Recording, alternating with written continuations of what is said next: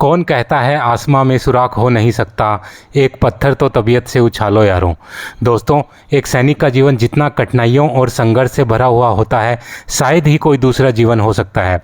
एक सैनिक न सिर्फ अपनी मातृभूमि की रक्षा करता है, बल्कि साथ ही अपने परिवार के दायित्वों को भी बड़ी ही शिद्दत के साथ निभाता है। हर सैनिक का जीवन अपने आप में एक प्रेरणा है, एक मोटिवेशनल स्टोरी है।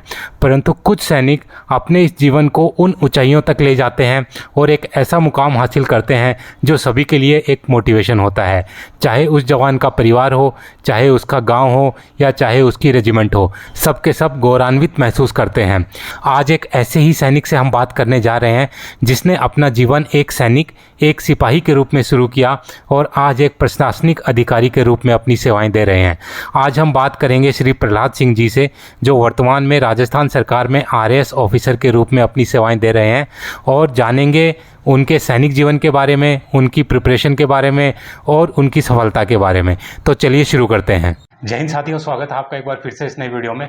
दोस्तों, जैसा कि आप जानते हैं, राजस्थान में आरएएस की वैकेंसीज निकल चुकी हैं और जैसा मैंने आपसे पिछले वीडियो में वादा किया था, मैं आपको मिलाऊंगा एक एक्स सर्विसमैन आरएएस कैंडिडेट से, तो वो घड़ी आ गई है। आज हमारे साथ हैं श्री प्रहलाद सिंह जी, जो कि आरएएस 2018 में सेलेक्ट हुए थे और आज हम इनसे बात करेंगे। तो प्रहलाद सिंह जी, सबसे पहले स्वागत है आपका इस चैनल पे। Thank you sir. तो प्रहलाद सिंह जी, सबसे पहले आपको चैनल के बारे में बता दूं। ये जो चैनल है IM फौजी, ये एक्स सर्विसमैन और जो भी सर्विंग सैनिक हैं उनके लिए डेडिकेटेड है और लगभग 67,000 प्लस सैनिक हैं जो हमसे जुड़े हुए हैं। तो आज की इस वीडियो में हम बात करेंगे कि भाई आरएएस में जो वैकेंसी निकली है उनके बारे में। तो सबसे पहले मैं पूछना चाहूँगा कि जैसे कि आपने अपनी जीवन की शुरुआत की थी एक सिपाही से, तो सिपाही से लेकर के एक आरएएस ऑफिसर बनने तक का सफ़र कैसा रहा और अभी आप कैसा फील कर रहे हैं? निश्चित रूप से जब मैंने अपना कैरियर शुरू करा था तो एज ए सैनिक के तौर पे किया था और वर्तमान में मैं जो है राजस्थान सरकार के अंदर एज ए गजेटेड ऑफिसर हूँ। तो काफ़ी अच्छा लग रहा है कि मैं उसमें एक प्रतियोगी परीक्षा जो राजस्थान की सबसे बड़ी प्रतिष्ठित एग्ज़ाम्स है उसको मैंने क्रैक किया और वर्तमान में मैं जो है as a gazetted officer posted हूँ। अभी आप आरएएस की कौन सी पोस्ट पे हैं और जितनी आपकी सर्विस बची है, आपके कहाँ तक जाने की संभावना है? मैं वर्तमान में राजस्थान लेखा सेवा उसमें एज ए अकाउंट्स अफसर महात्मा गांधी नरेगा जालोर में पदस्थापित हूँ और मेरे पास में भी 20.5 साल बचे हैं रिटायरमेंट होने तक। और इसमें मैं वित्तीय सलाहकार, फाइनेंशियल एडवाइज़र, जो हर किसी एक विभाग में जो वित्तीय जितनी अनियमितताएं होती हैं या वित्तीय सलाह के रूप में जो सबसे बड़े एक अधिकारी होते हैं, लेखा अधिकारी के रूप में होते हैं, मैं वहाँ तक पहुँच जाऊँगा। अगर मेरे पास में सर्विस अगर 2 साल की ज़्यादा और होती तो आई बिकेम एन आरए, मैं जो IAS में बन जाता। प्रहलाद सिंह जी, आप हमें अपने शुरुआती जीवन के बारे में बताइए, अपने गाँव के बारे में। कैसे आपकी इनिशियल पढ़ाई हुई, कैसे आप सेना में आए और कब आप डिस्चार्ज हुए, कब आपने आरएएस का अटेम्प्ट किया? सर, वस्तुतः मैं भी ग्रामीण परिवेश से ही संबंध रखता हूँ। मैं डिस्ट्रिक्ट सीकर का रहने वाला हूँ और मेरी जो प्रारंभिक शिक्षा है वो मेरे गांव में ही हुई और 10th में जब मैं पहुँचा और 11th जब 10th को पास किया और 11th में जब मैं आया, उसी समय जो है मैंने सेना को चुना, मैंने एज ए कैरियर के तौर पे, और वहाँ पे 17 साल की सर्विस करी। और उसके बाद 5 साल के आसपास मैंने जो है वो राजस्थान की जो अन्य प्रतियोगी जो परीक्षाएं हैं उनमें भी मैंने भाग लिया और उसमें मेरा सब जगह सिलेक्शन हुआ और फाइनली मेरा जो ड्रीम था, जो मेरा जो लक्ष्य था, वारिस बनना था और 2021 में मुझे पोस्टिंग मिली एज ए अकाउंट्स अफसर। प्रहलाद सिंह जी, जैसे कि आपने खुद सेना में काम किया है और आपने देखा भी होगा सेना के में, तो सेना में एज ए सिपाही आप नौकरी करते हो और उसके बाद एक इतना बड़ा सपना आप देखते हो जो भी एडमिनिस्ट्रेटिव ऑफिसर बनने का। तो जो भी लोग सेना में भी नौकरी कर रहे हैं, जिनकी 2, 4, 5 सर्विस बची है या फिर जो सेना से सेवानिवृत्त भी हो चुके हैं, तो उनको आप क्या कहना चाहेंगे कि किस प्रकार से तैयारी करें, डेली रूटीन उनका क्या हो और क्या वो आरएएस बन सकते हैं? क्या ये प्रैक्टिकली पॉसिबल है? और अगर वो बनना चाहें तो उनके लिए उनको क्या करना होगा, कितनी मेहनत करनी होगी? निश्चित रूप से अगर आप अपने दिल और दिमाग में हमेशा ये रखते हैं कि मुझे कहीं ना कहीं किसी पद पे एज ए अधिकारी के तौर पे जाना है, तो निश्चित रूप से वहाँ तक पहुँचेगा। और मैंने जब सैनिक जीवन की शुरुआत करी तो मैं भी आर्मी के अंदर एज ए ऑफिसर बनना चाहता था। तो इसके लिए आप सबको पता है कि वहाँ पे ACC है, PCSL है, SCU है, कमीशंस होते हैं, वो मैंने भी दिए। वहाँ पे मैं जो है वो इंटरव्यू तक पहुँचा, कॉन्फ्रेंस आउट हुआ, लेकिन मेरा फाइनली सिलेक्शन नहीं हुआ। लेकिन कभी कभी आपकी असफलताएँ इतनी ज़्यादा मजबूत होती हैं कि वो आपके अंदर इतना एक्सपीरियंस भर देती हैं, वो जीवन पर्यंत काम में आता है। तो मुझे वो वहाँ पे सिलेक्शन नहीं हुआ तो कोई बात नहीं, लेकिन वो जो एक्सपीरियंस था मैंने जो वहाँ से जो गेन किया, जो मेरी जो हॉबी एक्सप्लोर हुई, वो मेरे जीवन में सबसे ज़्यादा भूमिका बड़ी रखती है। और निश्चित रूप से मैं कहना चाहूँगा कि जो मैंने जो 2017 के बाद में जब आरएस की प्रिपरेशन शुरू करी, उस समय मेरे पास में एक परसिवरेंस था, वो मैंने जो है वो सेना से ही सीखा, वो यहाँ सबसे मेरे ज़्यादा काम आया और मेरा पहले ही जो है वो प्रयास में मेरा जो है वो सिलेक्शन हो गया। ओके, प्रहलाद सिंह जी अभी बात करते हैं आरएस, प्रॉपर आरएस की। तो आरएस के अंदर जैसा कि हम जानते हैं 3 फेज होते हैं, RS, pre exam, mains exam और इंटरव्यू। तो प्री एग्जाम जैसे कि क्वालिफाइंग इन नेचर है, 200 नंबर का ये पेपर होता है। ठीक है। तो इसमें आप क्या बताना चाहेंगे कि क्योंकि जैसा आप देख रहे हैं पिछले कुछ सालों में जो एक्स सर्विसमैन की कट ऑफ वो 40 से 50 रहती है और जो जनरल कैंडिडेट की जो कट ऑफ है वो 80 से 90 नंबर के आसपास रहती है। तो आप ऐसा क्या चीज़ बताना चाहेंगे कि जिससे लोगों को फायदा मिले, खासतौर पर एक्स सर्विसमैन कैंडिडेट इसमें कैसे उसमें उसको क्वालिफाई कर सकते हैं? ओके, आपका जो पहला प्रश्न था कि एक्स सर्विसमैन की जो मेरिट है वो कम जाती है, लेकिन मैं अब आपको बता दूं कि एक्स सर्विसमैन हर एक सेक्टर में इतना उम्दा कर रहे हैं कि आप कल्पना नहीं कर सकते। पहले हमारी जो मेरिट जो है प्रीलिम्स में जो 17-18 पे हुआ करती थी, वो 2018 के एग्ज़ाम्स के अंदर 37 के आसपास पहुंची और अभी जो 21 का जो एग्ज़ाम है वहाँ पे वो उन्होंने जो है वो 50 का आंकड़ा पार कर लिया है। तो अभी कॉम्पिटिशन तो निश्चित रूप से बढ़ा है, लेकिन इतना भी नहीं बढ़ा कि एक्स सर्विसमैन कर नहीं सकते। आप 17 साल के एक इतनी दुष्कर परिस्थितियों में आप काम करते हैं और वहाँ पे सारी चीज़ें करते हैं, तो और अगर आप सिविल में आते हैं तो मुझे नहीं लगता कि आप यहाँ पे इतना कोई बहुत बड़ा एग्ज़ाम है, और अगर आप लगातार पढ़ रहे हैं और मेहनत कर रहे हैं तो सैनिक के लिए मैं स्पेशली कहना चाहूँगा कि बहुत बड़ी बात नहीं है, हर कोई कर सकता है। प्री के लिए आप क्या स्पेशल टिप देना चाहते हैं? प्री के लिए दूसरा जो आपका जो प्रश्न था कि प्री में हमें क्या करना चाहिए, तो सबसे पहले ये है कि प्री के अंदर जितने सालों के पहले जो आरपीएससी ने जो एग्ज़ाम्स कंडक्ट कराए हैं आरएस के, उनके पेपरों को ध्यानपूर्वक पढ़ें, उनको सोल्व करें, पेपर का पैटर्न क्या है और किस हिसाब से आरपीएससी एग्ज़ाम्स को कंडक्ट कराती है। सेकंड वन ये है कि आरपीएससी प्रेस्क्राइब करती है एक एक छोटी छोटी चीज़ को, कि आपसे पहाड़ हैं, पठार हैं, नदियां हैं, नाले हैं और कुछ जो सारी चीज़ें हैं, जैसे इकोनॉमिक्स के अंदर है, मुद्रा है, पूंजी है, अर्थव्यवस्था की बहुत सारी चीज़ें हैं, जैसे पूंजीगत व्यय है, राजकोषीय के व्यय है।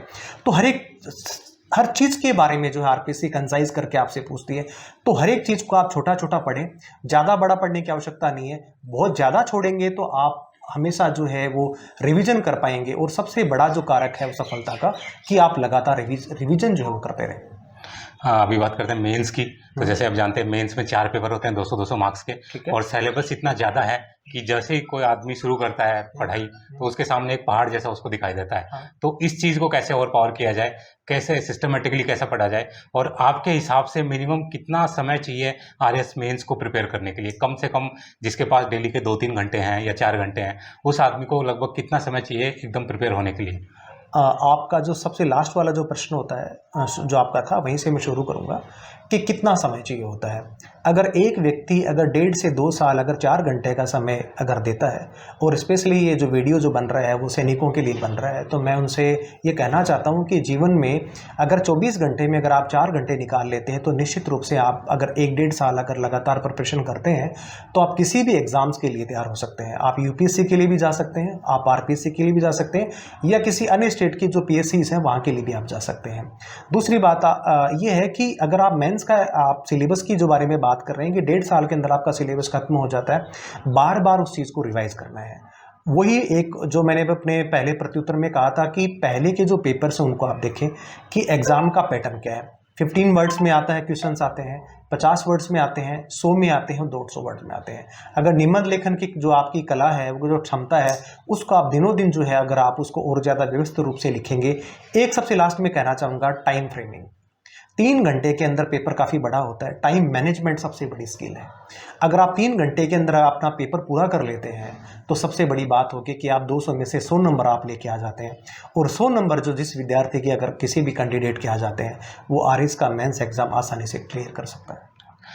थोड़ा इंटरव्यू के बारे में बताइए कि उससे जो खासतौर पर एक्स सर्विसमैन कैंडिडेट होते हैं उनसे क्या सेना से संबंधित क्वेश्चन पूछे जाते हैं, और इंटरव्यू कितना इंपैक्ट डालता है, क्योंकि इंटरव्यू 100 नंबर का होता है और जैसे हम 800 नंबर का मेंस देके आए होते हैं, तो इसका सिलेक्शन के ऊपर कितना फर्क पड़ता है, और क्या आप कुछ ऐसे क्वेश्चन शेयर करेंगे जो आपसे पूछे गए थे इंटरव्यू में? ओके, मैं आपसे ये कहना चाहता हूँ कि 800 नंबर का तो आपने भी अपने जिक्र किया कि 800 नंबर का जो है वो पेपर होता है जो लिखित का होता है, और 100 मार्क्स का आपका इंटरव्यू होता है। अब इंटरव्यू से संबंधित अगर मैं चीज़ें आपसे कहूँ तो सबसे पहले डेफ भराया जाता है, जिसमें डिटेल्ड एप्लीकेशन फॉर्म होता है, जिसमें आप अपने बारे में जानकारी देते हैं। अपने बारे में तो मैं आपको उदाहरण के तौर पर कहूँ कि आप कहाँ के रहने वाले हैं, आपने 10th 12th आपने ग्रेजुएशन कहाँ से करा है, आप किसी सर्विस सेक्टर में से बिलोंग करते हैं, या अगर कोई विद्यार्थी होता है तो किसी जो है वो शिक्षा या किसी अनुसंधान क्षेत्र से जुड़ा हुआ है। आपको एक अलग से अपनी एक स्पेसिफिक हॉबी मेंशन करनी होती है, जैसे किसी को क्रिकेट खेलना, किसी को वॉलीबॉल खेलना, किसी को पढ़ाना होता है, किसी को कुकिंग करना होता है, अलग अलग विषय की हो सकती है। और लास्ट में आपका ये होता है कि आप अपने बारे में जिस सेवा के अंदर जुड़े हुए हैं वहाँ से सवाल पूछे जाते हैं। अगला वाला आपका जो प्रश्न था जो पूरक है कि मुझसे सवाल क्या पूछे गए, तो जब मैंने डेफ भरा तो डेफ के अंदर सबसे पहले मैंने अपना सर्विस का जो बैकग्राउंड है वो मैंने लिखा कि मैंने 17 ईयर्स जो है मैंने आर्मी में सर्विस करी है और मेरी ये अचीवमेंट है। तो इंटरव्यू जो बोर्ड होता है वो ये डिसाइड करता है कि उनको इंटरेस्टिंग क्या चीज़ें लगती हैं। तो उन्होंने मेरे सेना के बारे, सैनिक जीवन के बारे में पूछा, उनके अचीवमेंट्स के बारे में पूछा।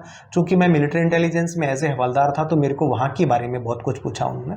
वहाँ की सिस्टर जो एजेंसी जो वर्ल्ड के अंदर जो है बहुत सारी जो काम करती हैं, जैसे रसिया है, अमेरिका है, ब्रिटेन है, फ्रांस है, इस टाइप की जो एजेंसी उसके बारे में पूछा।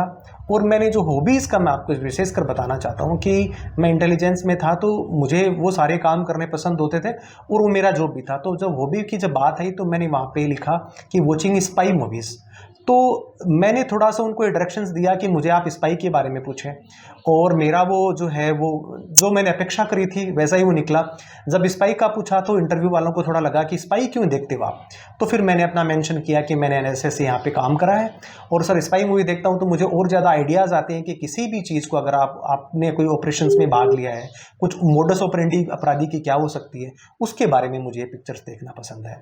और इंटरव्यू वाले इतने कोऑपरेटिव होते हैं कि आपके बारे में ही आपसे पूछा करते हैं, और लास्ट में 1-2 सवाल अगर आप अंतर्राष्ट्रीय स्तर पे, राष्ट्रीय स्तर के बारे में अगर आप जानकारी रखते हैं, और वो किसी भी सामान्य अभ्यर्थी को होनी भी चाहिए, उसके बारे में पूछते हैं। कितना पोर्शन है जीके का, कितना पोर्शन पूछा जाता है? ये डिपेंड करता है कि सर जो बोर्ड के अंदर मेंबर कौन है और आप किस डिस्ट्रिक्ट से बिलोंग करते हैं।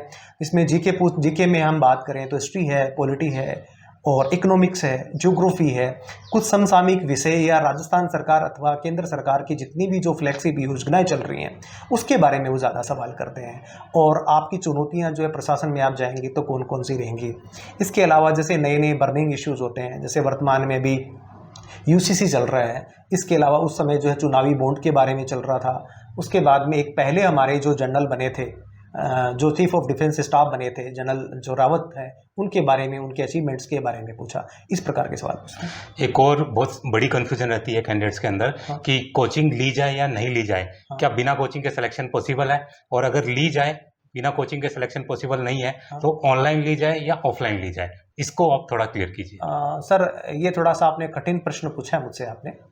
मैं ये कहूँगा कि हज़ारों की तादाद में, लाखों की तादाद के अंदर जो है बच्चे कोचिंग के लिए भी जाते हैं। तो मैं ये बिल्कुल फर्मली तो नहीं कहूँगा कि आपको कोचिंग जाना चाहिए अथवा नहीं जाना चाहिए, लेकिन किसी विद्यार्थी के पास में इन जो है वो सुख सुविधाओं से वो लेस नहीं है, ग्रामीण जो पृष्ठभूमि का है, अथवा उसके पास में वो उतने पैसे नहीं है कि किसी शहर में ठहर करके और वहाँ पे कोचिंग परस्यू कर सके, तो घर पे भी कर सकता है। इसके लिए विशेषकर हमने पहले भी इस चीज़ का जिक्र किया है कि आप लगातार एनसीईआरटी की बुक्स पढ़ते रहें, और सिलेबस आता है, सिलेबस के अंदर सारी चीज़ें पहले से कंसाइज रूप में लिखी होती हैं कि आपको क्या क्या पढ़ना होता है। बात है सिर्फ रिवीजन की, आप लगातार रिवीजन करते रहें।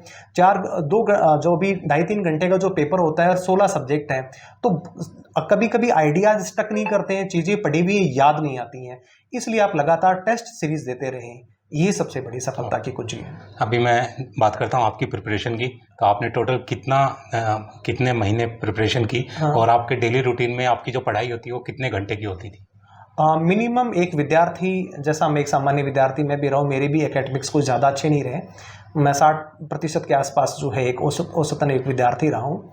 अगर आप 6 घंटे लगातार अगर 1.5 साल तक आप प्रिपरेशन करते हैं तो आप सारे सब्जेक्ट को आराम से टच कर सकते हैं, और लगातार अपनी जो है वो आँखें खुली कर रखें आप, और आपके आसपास जितनी भी जो चीज़ें घटित हो रही हैं उसके बारे में आपको एक सामान्य जानकारी होनी चाहिए।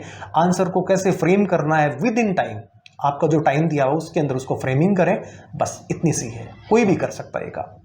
ओके, अभी बात कर रहे थे फाइनेंशियल एस्पेक्ट की। जी। जैसे कि आप सेना से रिटायर हुए और आए, तो कितना एक सैनिक का जो जीवन है हाँ। उसमें जो उसका जो फाइनेंशियल जितनी भी उसकी अर्निंग होती है जी। और एक एडमिनिस्ट्रेटिव अफसर बनने के बाद जो उसकी अर्निंग होती है, तो एक लाइफस्टाइल में कितना चेंज आता है? और एक मोटा मोटा आप आइडिया बताइए कि कितना मतलब मोटिवेट करता है वो चीज़ उस चीज़ को प्राप्त करने के लिए? सर मेरे लिए पैसा कोई मायने नहीं रखता। मेरा ये मानना है कि सरकार के द्वारा जितनी योजनाएं जिसमें फ्लैगशिप सबसे ज़्यादा रहती हैं, उनको धरातल पे क्रियान्वित करने का काम एक प्रशासनिक अधिकारी करता है। और जब वो क्रियान्वित करता है उसके बाद जो सामने वाले व्यक्ति की आंखों से खुशी के आंसू जब झलकते हैं, तब आपको सबसे बड़ी संतुष्टि मिलती है। तो अब ग्रामीण रूट पे आप ग्रास लेवल पे जब आप काम करते हैं तो वहाँ पे पैसा मायने नहीं रखता कि आप कितना कमा रहे हैं। और मैं आपको साथ ही बता दूं कि आप गजेटेड ऑफिसर हैं तो आपके पास में एक जो फैंसी अमाउंट है, एक जो लमसम अमाउंट आता है, वो काफ़ी शानदार रहती है। आपके पास में सुख सुविधाओं से आप लैस रहते हैं, आपके पास में बड़ा घर होता है, आपके पास गाड़ी होती है, अच्छा ऑफिस होता है, स्टाफ काम करने वाला होता है। लेकिन मेरा सर पर्सनली ये मानना है कि अगर आप वित्तीय समावेशन के तौर पे देखा जाए तो सुदूर दूर पे खड़े एक व्यक्ति को आप जो है वो आरबीआई, केंद्र सरकार या राज्य सरकार उसको वित्तीय समावेशन के जरिए वो कैसे उसको जो बैंकिंग के जो लाभ कैसे प्राप्त कर सकता है उसके बारे में। और मैं एज ए प्रशासनिक अधिकारी हूँ तो मैं सोचूंगा कि सरकार की जितनी योजनाएं हैं वो धरातल पे हर एक व्यक्ति उसका फ़ायदा उठाए, उसमें सबसे ज़्यादा खुशी महसूस होती है। सबसे आखिर में आप क्या संदेश देना चाहेंगे हमारे जितने भी सैनिक हैं और पूर्व सैनिक हैं उनको? अपनी तरफ से ना सिर्फ प्रिपरेशन के लिए, बाकी नॉर्मल लाइफ में भी बहुत सारे चैलेंजेस आते हैं लोगों के लाइफ में, ना सिर्फ पढ़ाई लिखाई और जॉब से संबंधित। एक आपका जो पूरे लाइफ का जो एक्सपीरियंस है उसमें कुछ शब्द आप, क्योंकि आप एक सैनिक बैकग्राउंड से आए हैं, तो सैनिकों के लिए वो ऐसा क्या एक गुरु मंत्र या एक जो लाइफ का कोई भी मंत्र आप देना चाहेंगे? मैं तो ये कहना चाहूँगा कि सर जिस क्षेत्र में आप काम कर रहे हैं, कोई भी काम छोटा बड़ा नहीं होता। अगर आप सैनिक हैं, अगर आप चपरासी हैं, अगर सिविल में देखा जाए तो काम कोई छोटा बड़ा नहीं होता, बट उस काम को शिद्दत से जब आप करते हैं, हार्ड वर्क से करते हैं, तो आपका जो काम है वो हमेशा नोटिस किया जाता है। और जैसे जैसे आप जिस पैरामीटर पे, आप जिस स्टेज पे आप काम करते हैं, वो एक्सपीरियंस आपके साथ में, ईमानदारी से काम करें और हर जगह आपको इस चीज़ का बेनिफिट मिलेगा। और आपके अधिकारी हैं, चाहे उच्चस्थ हैं चाहे अधीनस्थ हैं, वो हमेशा आपका क्या करेंगे, इज्जत करेंगे। प्रहलाद सिंह जी, मैंने सुना है कि आप अपना खुद का एक चैनल शुरू कर रहे हैं जिसमें कि जो भी कैंडिडेट हैं आरएएस का उनको कुछ आप जो भी स्टडी मटेरियल या वो सब प्रोवाइड कराएंगे, तो इस चैनल के बारे में कुछ बताइए हमको। मेरा जब सिलेक्शन हुआ तो उसके बाद मुझे ये लगा कि अब मुझे समाज को वापस देने का समय मेरा आया है, क्योंकि जो मैंने चीज़ें यहाँ से सीखी और मेरे जो फौजी भाई हैं या अन्य जो विद्यार्थी हैं जिनको इसके बारे में नहीं पता है, तो मेरे 2-2.5 साल से मेरे मन में विचार चल रहा था कि मैं समाज या अपने साथियों को, सैनिकों को वापस क्या दे पाऊँ। इसके लिए फिर मैंने प्लान किया कि मैं एक यूट्यूब का एक चैनल बनाऊंगा जहाँ पे आरएस और जितनी प्रकार की बैंकिंग की सर्विसेज हैं, पुलिस की सर्विसेज हैं या अन्य जो पीएससी एग्ज़ाम्स कंडक्ट कराती हैं, चाहे केंद्र स्तर पे हो चाहे राज्य स्तर पे हो, उनके बारे में उनको मैं जानकारी उनको दूंगा। और मैं उनको ये बताने का प्रयास करूंगा कि आप जो है वो अगर व्यवस्थित ढंग से अगर आप प्रिपरेशन करते हैं तो कोई भी एग्ज़ाम्स को आप जो है वो क्रैक कर सकते हैं। तो मैंने अभी वर्तमान में अभी जो है उसको तैयार करके एक चैनल बनाया है। दोस्तों, ये जो चैनल है इसका जो लिंक आपको डिस्क्रिप्शन में मिल जाएगा, तो आप सब जाकर जितनी भी प्रिपरेशन है स्टेट गवर्नमेंट की, उन सब की इसमें पढ़ाई कर सकते हैं। और जो भी प्रहलाद सिंह जी का एक्सपीरियंस है वो आप इस चैनल के माध्यम से ले सकते हैं। तो चैनल को सब्सक्राइब करने के लिए आप नीचे डिस्क्रिप्शन में जाएं और लिंक को क्लिक करें। तो दोस्तों, ये थे प्रहलाद सिंह जी। इसके अलावा भी अगर आपका कोई भी डाउट रहता है तो आप कमेंट करके लिख सकते हैं और डायरेक्टली प्रहलाद सिंह जी को भेज दिया जाएगा और कोशिश की जाएगी आपके जितने भी जो भी डाउट्स हैं उनको क्लियर करने की। इसी के साथ दोस्तों ये वीडियो समाप्त करते हैं। और अगर आपको पसंद आए तो लाइक शेयर सब्सक्राइब करना ना भूलें और बने रहे मेरे साथ इसी प्रकार के इंटरेस्टिंग वीडियोज़ के लिए। वीडियो बने रहने के लिए आप सभी का धन्यवाद। जय Hind. Thank you. Thank you sir.